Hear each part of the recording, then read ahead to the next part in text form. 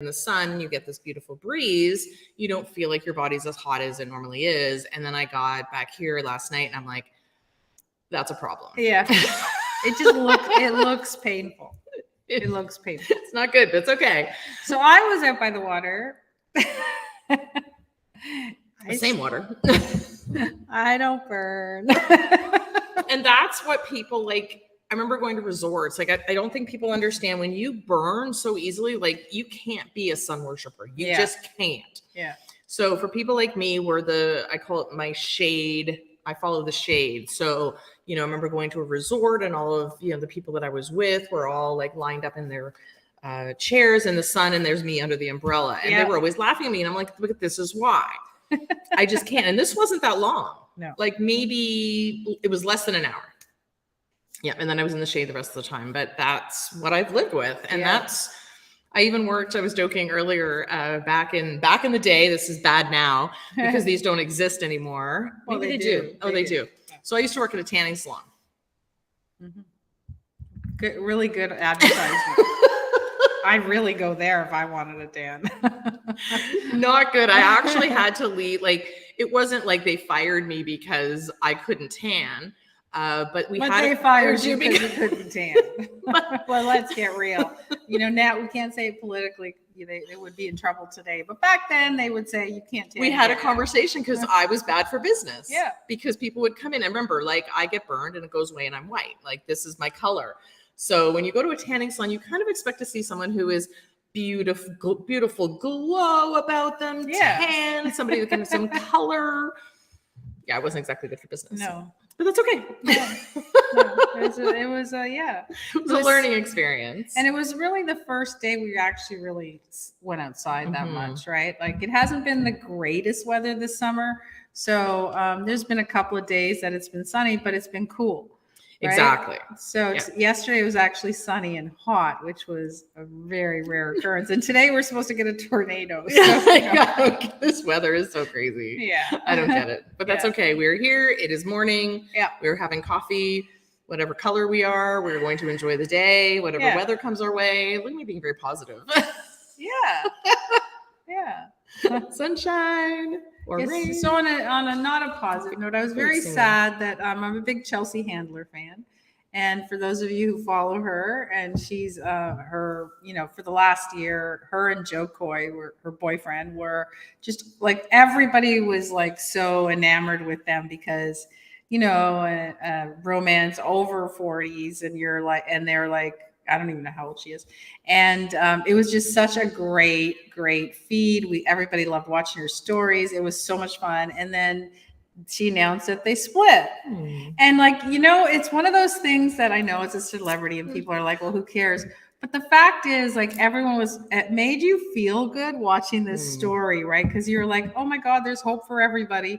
Yeah. And then they split, and then it's kind of like, oh, how disappointing. Like, when you're rooting for people. It is. And so I'm hoping it's like a Bennifer, and then didn't Bennifer get back together? Yeah, they just got married. That's after crazy. Like 20 years or something. And that was another one that was that feel good. You knew them both.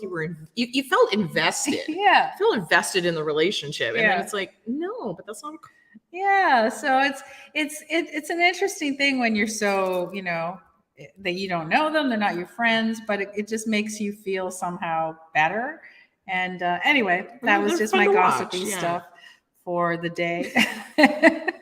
Can't help it. Sorry. Well, one thing that I'm finding finding both for the past week is our last Global Impact Accelerator Q&A. Yeah. We were talking about signature messages, and one particular person who was on. So what we did is we did introductions, and that's typically what we do. We usually don't do it week 1. We do it week 2 so they can work on their signature message, and they did their introductions, and it was very, I don't know what word to use, confusing. Right. Let's just say, like, she kind of, I help people do this. I'm this. Here's my title. Insert how I help people with their problem, etc. So, I mean, it was sort of scripted. Yeah. And then Fay and I just kind of look at each other and we're like, huh? Like, that didn't really make sense. Yeah. So it was interesting. So what I want to encourage anybody who's listening in regards to business to do is to ask other people, what they think you do. Right. Because that was probably the biggest takeaway from that particular Q&A. So what we did is not us. We actually asked a couple of other people that were on, like, what do you think she does? Right.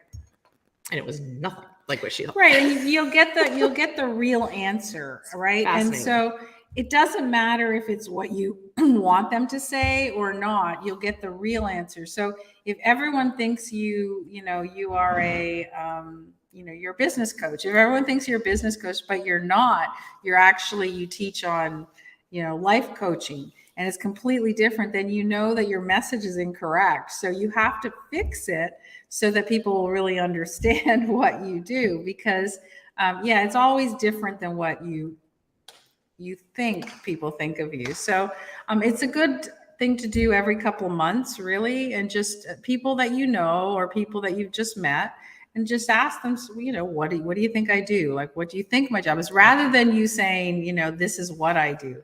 Because we have a tendency, I think most people have a tendency, when you try to describe what you do, they give you this long list with like words that you don't know, or that don't mean anything, right? Like very generalized terms that could be used for a multitude of different roles. So, and also ask people both who are new to your world and who have been in your world for a really long time. So the two people that spoke up, one had known her quite well for many, many years. And, sort of known her to sort of, change her titles and stuff throughout the years, but still knew her as what she was. Right. And then there was somebody who was new. Right. Had been networking with her for just a year. And she was using the same terminology, but still said the same thing. So it was really interesting. So I just think that's just a really interesting exercise to go through if you're wondering if your message is getting across, or do people think, what do you do? And, it rolls off your tongue really easily. Yeah. Instead of saying, this is what I do, ask them, especially people who you network with or you talk to on a regular basis, or they see you on social media, some of your followers. It would be very interesting to have a conversation with them and say, well, what do you think I do? Yeah. If you were going to refer me. And it's better to, the shorter, the better. So people remember you, right? It's like the old, what's on your shingle. Yeah. So I would rather you say I'm the cobblestone, I'm the shoemaker. I sell candy. Yeah, like something that's very simple. So, because that's how I always talk about, she's the girl that does, right? I don't have a big long sentence about them. It's just like, she does meditation or she does fitness. I don't know what kind of fitness, and I'm sure if she was describing her fitness, she would talk in detail. But for me, she's like a fitness trainer. That's all I know. She's the fitness girl. She's the money girl. Yeah. She's the, whatever, person.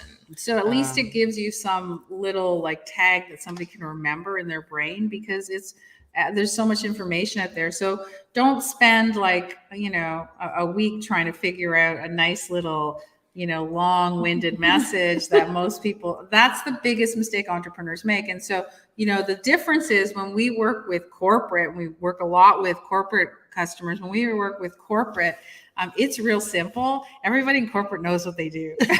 Right? Well, they don't. And that's that's really interesting because there is a big difference. Yeah. Because I remember when you've done millions of years in corporate, as have I. And I remember them first talking about the elevator pitch. Right.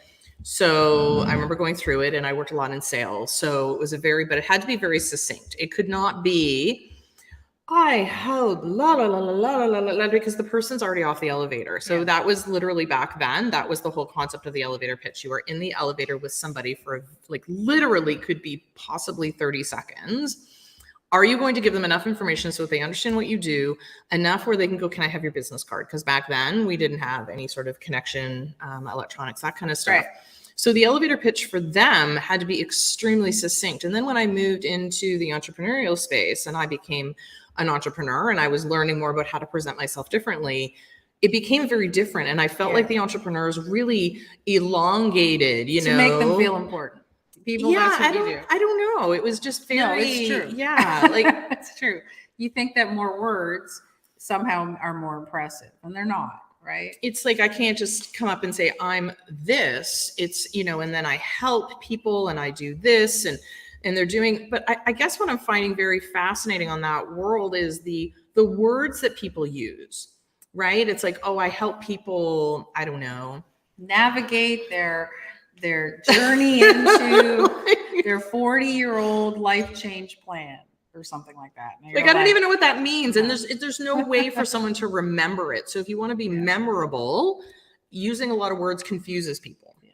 So what we try to do with in our signature message is give you that big, long, this is what I do, this is how I help people, for your reference, so you can get it succinct. So you go, okay, I know what I do and I know how I help people, right? But we don't encourage you to say it like that, right? We just say, make sure you know what you do, so that when you talk to people, it'll, come off a lot easier, right? So, well, and put them in your social media profiles, 110%. Absolutely. Right? Which is why we focus so much on profiles and stuff like, because it's really, really important for people to see it, because what people see when they read, and that was the other really interesting point, is the way people read and the way people speak and the way people listen and receive is very different. Yeah. So one person said their thing and I said, you're reading it, right? Because you could tell they were reading it. And, there's a difference, because most people say, oh, I'm just going to read it till memorize it. Well, don't memorize it. You shouldn't have to memorize what you do. Yeah. Right? Like, it doesn't make any sense. You should know what you do. Yeah. And, at worst case, like if you were, for example, happen to be a mindfulness or meditation teacher, right? And there is a million different methods, ways that you can do it. The easiest thing is, I'm a meditation teacher, right? Then you can go into later. But if you don't have to say, well, I use this strategy to do you don't care. Nobody cares. They want to know one specific piece. Then as the conversation goes, you can, acknowledge how you work, how you help people, what kind of things you do, but give them something to be able to connect in their brain, because once you've used too many flowery words, they're gone, and their brain will not collect anything you have to say. So, when I was in corporate, I was on a plane pretty much every week, and I sat with a lot of different people.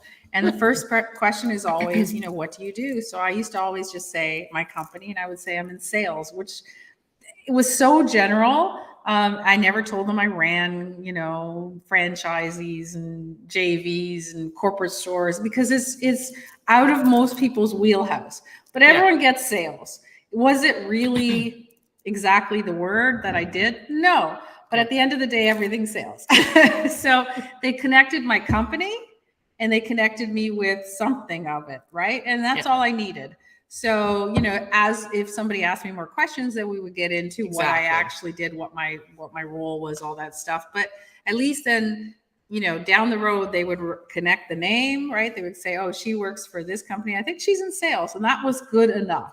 But that's all. It's just, again, it's those key points that keeps you in their brain to go, okay, you do this. She's the girl who did this, whatever company. And that's when you get into larger, I know, again, back in corporate, they've really focused on the company. Yeah.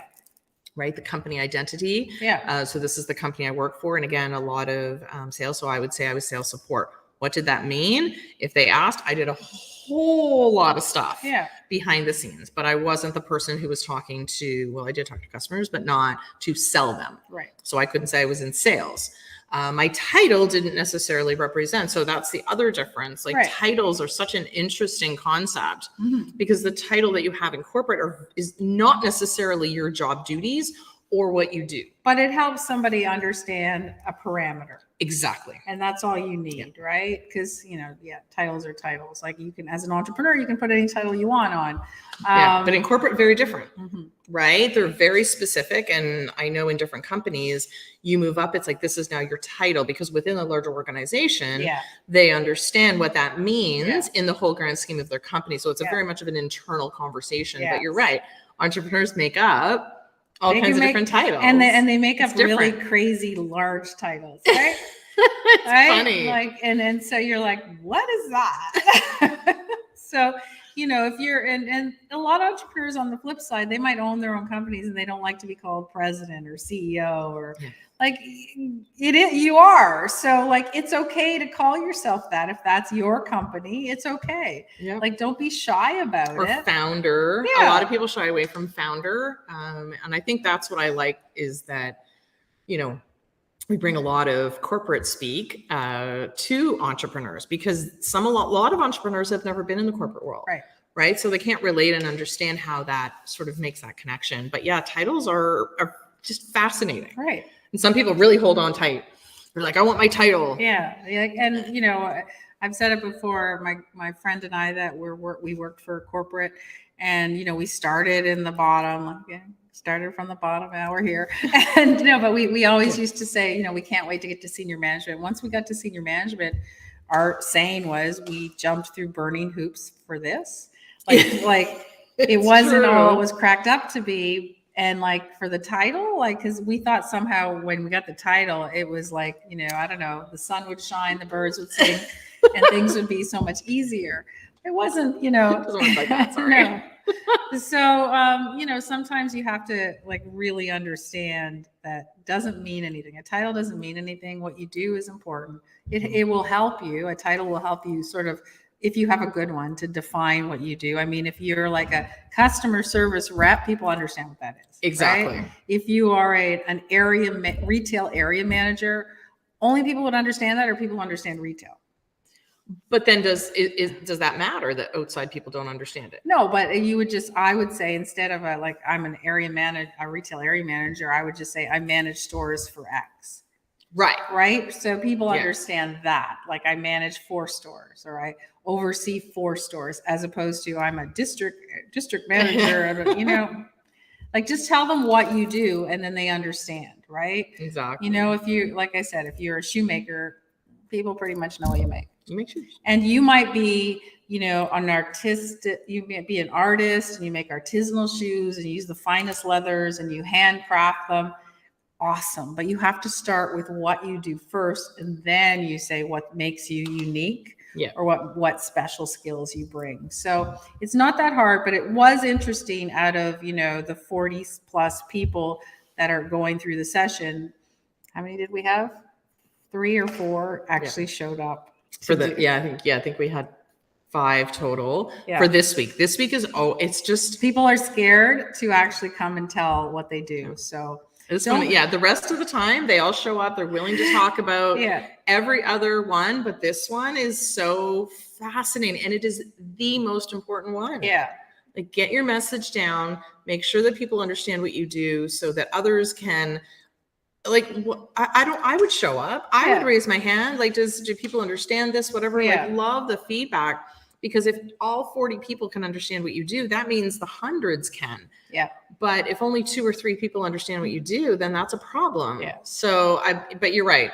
I don't know if it's fear. It's mainly fear. It's interesting. A lot of people, you know, watch the replays. They have things to do, but if part of your program, whatever you're taking, or even if you're in corporate and you have, you know, opportunities to speak with the CEO or the boss, if somebody is willing to give you feedback, take it. Because don't take it as, you know, you're getting knocked down. You're not. You're getting help. You're getting help to craft what you can do to make yourself better. So always take the opportunity. If somebody says, I'd like to help you, tell me what you need help with. Let me look over. Let me review your stuff.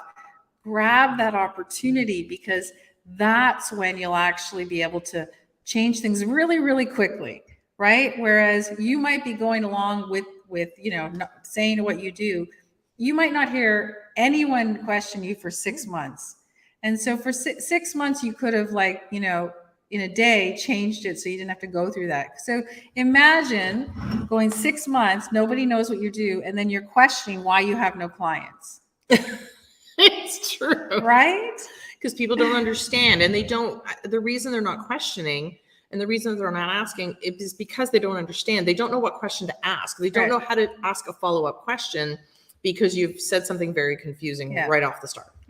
And so, I mean, to me, it's real simple. If you can get that, and if you can tell us, especially like when we're with our summer school students, if you can tell us what you do, then, you know, it might be 3 months down the road, somebody asks us, you know, I need help with money, and like my finances, I don't understand it. We immediately, if we know somebody said, this is what I do, I'm a money coach, or I'm a financial planner, we know exactly who to recommend.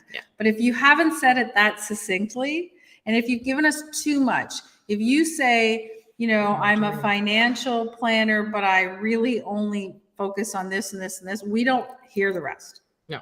So if you don't, that's okay, because even if we gave you a contact and they gave to you and you're like, I don't really do that, but I know somebody who does that exactly, they will think that much more highly of you. And then when they do need your services, they'll come back. Well, and that's happened to me a lot. So I know a lot of social media managers. I just know them as social media managers, meaning I understand that they manage clients' social media. That's what I know them as. I have my handful that I always refer to because I get a lot of questions. Do you know anybody who can manage this? Because people still come to me all the time for that. So I have my go-tos, but I don't ask them. I don't know their client base. Right. I reach out and I say, someone's looking for, and then they ask me, what business do they have? And I go, oh, they're a realtor. And they go, oh, actually, I don't work with real estate agents, but this person does. Great. Thank you. Now I know I can go to that person. But that's further down the road. I don't necessarily need to know right in the beginning that you don't work with realtors. Right. Because she used to. Yeah. Right. So I can't necessarily keep track, but her role, what she does, has absolutely changed. But the fundamental of what she does is still a social media manager. Yeah. Who she works with has changed over the years, and she doesn't expect people to follow the yellow brick road as closely. So she's my go-to. And then she says, or this other person I talk to is the go-to. And she's like, you know what? I'm not really taking on new clients right now, but I know so-and-so who is. Like, that's where, really understanding your network, really understanding the who does what in the very simplest terms, it can be really helpful for your business. So, I mean, we talked a lot about what we're doing this week with our students, right? Last week. Yeah, that was last week. They were working on their signature message, right? They needed to understand very clearly who they were, what they did, how people perceived them, because this week is marketing. So online marketing is so important. That's where you can take it and expand it. And if somebody, sorry, I'm hitting you. I'm getting like all handsy. I get all excited because it's online marketing. It's true. But I mean, now, so so again, we build each week. So now if you didn't get that right, it's harder to do the next section. If you got it right last week, so easy. Now you're going to be able to populate all your profiles, all your online marketing. You'll know exactly what you're going to talk about. You'll understand, what people are looking for in your feed or in your newsletters, whatever you're sending out. But if you skipped understanding really clearly, it's going to be a lot of catch up. Well, and I think the challenge is again, if you kind of so you miss that part and then you miss this part, right? Which is the online marketing piece. So now your profiles aren't really what you do, what you're known for. The content that you're putting out isn't really succinct. You're so general. Confusions, right? And confused people don't buy. Confused people don't follow. Confused people, what they do is they unfollow. Yeah. And you don't want that to happen. So this one is really, I really love the way that these two are, everything's connected. Everything builds on everything else. But I find that this one, I don't know what it is, the signature message. I don't know whether they're scared to kind of put themselves out there and kind of, hang that shingle. Well, because I think most entrepreneurs think they can do everything.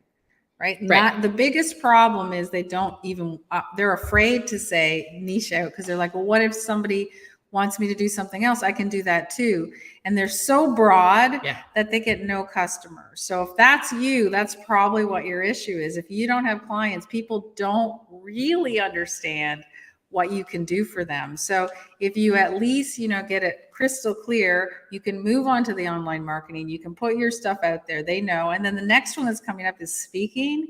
And if you don't know what you do really clearly, and you have a profile that's not clear, what's the point of speaking if nobody knows what you're talking about? Well, just imagine applying. The first thing if you apply for a speaker, apply to a conference and whatever the case may be, and then they go and look at your profile and they're like, why are you applying to this conference if you're this? Right. I think that's where the disconnect can kind of happen. And the speaking module is about everything. So it's about just speaking to clients. So your message is going to a networking group and being comfortable talking about what you do. It's about being a guest on a podcast. It's if you are in corporate, it's about running meetings, understanding how to get your message down and getting to the goal that you need to accomplish for that. So unless you can, Some people do silo training. The reason we put Gia together was so that you could build that muscle along the way. So if you only take, your messaging and that's it, and then don't know what else to do with it, at least it's one step, but you need to continue to move that message so that eventually you'll be comfortable in all mediums, making sure that people understand what you do, being able to access clients, potential clients from all over the world, because they see you very clearly in everything you do, but it's very, very clear. Exactly. There's no mistake about what you can do. There's no mistake about how you speak. There's no mistake about how you show up on video. All of that is integrated. Absolutely. And that's what I love about, the speaking. You can speak online, you can speak to a huge audience, whatever the case may be. It kind of takes you from the small meetings, the one-on-ones, that kind of stuff, all the way through to the keynotes. And then, like I said, podcasting, video, it just takes you through the whole thing. So congratulations to the students who showed up. Yeah. And we worked through their message, and they're a lot more succinct now, and they're going to be flowing through, going to the next steps. Yeah. And for those of you who aren't in, this is not just for our students, this conversation, but for those of you who are not in our course, but are questioning why they can't seem to get traction in their business, it's a really good lesson, because again, whenever we talk with, whether it's our corporate consulting clients or whether it's our entrepreneurs that we work with, it always comes down to the same thing. Doesn't matter who we work with. Is the message clear? What exactly is the goal of what you do, regardless of whether you're middle management, senior management, you might be a CEO or you might be an entrepreneur, but that's usually it. There's a misstep there. You haven't quite caught it. That's where we always start. Even if somebody comes to us and says, we want to put our programs online, so we just need the technical help from you guys. Yeah. Great. But then we dig in and we go, we can do this, but you're not going to get any sales because your message isn't there, or we don't even know what you're selling, or a customer won't know what you're selling. So, it always comes back to this. So if you are, again, looking for reasons why your business seems to be stagnant, you got to drill back down and go, okay, what is it that I am actually selling? And you know what? Great time to do it is the summer. Yeah. That's where we are here. Just remember to put on sunscreen if you're going to be sitting out working on your message, and think about it, because you know what? A lot of times, I know a lot of entrepreneurs take a lot of breaks in the summer. They actually kind of put out on their social media that you're not going to be seeing a lot of me. I'm just taking some family time, or I'm taking some me time. I actually know a girl who went on a 1 week sort of trek around by herself. She stayed in hotels by herself, and she went for walks and hikes, and she documented what she was doing. It was a really fun experience for her, and she was really able to really think and focus on herself. So I thought, you know what, congratulations to that person who did that as well. So sometimes it's a great opportunity to maybe ask family and friends who you haven't seen in a while, to kind of go, hey, like, have you seen my stuff? What do you think? If you were to tell somebody what I do, what would it be? Great opportunity, because they've only seen you through the social media lens. Maybe it's been a while since you've seen them because of COVID or whatever the case may be. So great time to focus on that in the summer. Yeah. So if you're interested in more about Gia, you can just go to joingia.com and learn more. And if you're ready to really dig in terms of your business and want to move started, but if you are still struggling with, I'm not feeling so great, I need to look after myself, and I need to get set first on my own, we have that for you. So you can join our summit. Right, we have a summit. Nice, good segue.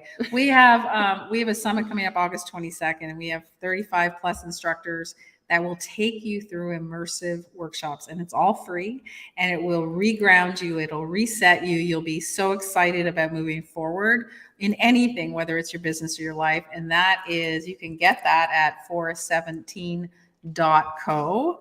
So join. It is August 22nd, and it's 5 days, and it's absolutely free. So you don't want to miss that. Awesome. All right. We'll see you next week. Bye.